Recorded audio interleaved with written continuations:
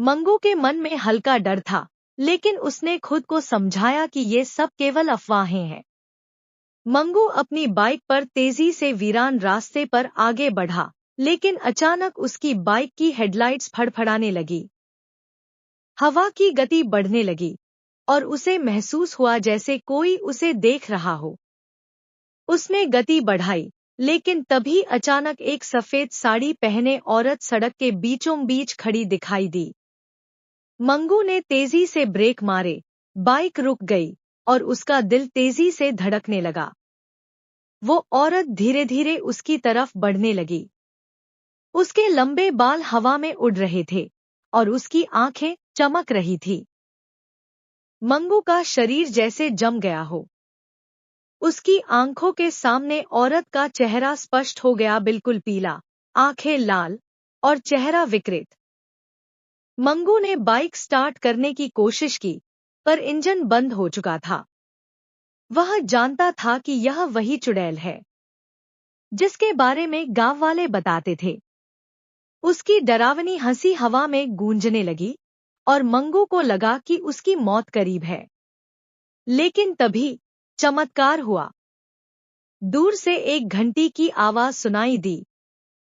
पास के मंदिर से यह आवाज आ रही थी।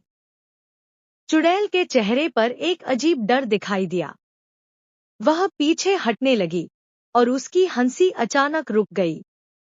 मंगू को समझ में नहीं आया कि यह कैसे हुआ, लेकिन उसने महसूस किया कि मंदिर की इस घंटी ने चुड़ैल को रोक दिया है।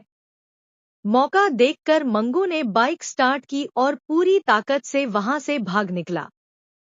पीछे मुड़कर देखा तो चुड़ैल गायब हो चुकी थी और मंदिर की घंटी की आवाज अब भी हवा में गूंज रही थी। गांव में पहुंचकर मंगू ने लोगों को बताया कि कैसे मंदिर की घंटी ने उसकी जान बचाई। सबने इसे चमत्कार माना। उस रात के बाद गांव वालों ने उस रास्ते पर मंदिर की घंटी लगाने का निर्णय लिया, ताकि चुड़ैल का साया फिर कभी वहां ना मंडराए। अंत मंगू की कहानी ने गांव वालों को डर और चमत्कार के बीच का सत्य दिखाया।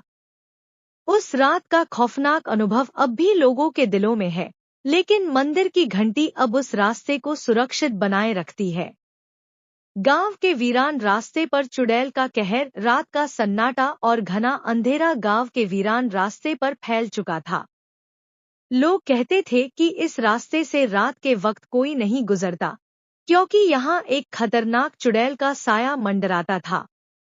कई लोग इस रास्ते पर गायब हो चुके थे और जो बचे थे उन्होंने चुड़ैल के खौफनाक चेहरे की कहानियां सुनाई थी। एक रात मंगू जो शहर से अपने गांव वापस आ रहा था, उसे देर हो गई। दोस्तों ने उसे चेतावनी दी थी कि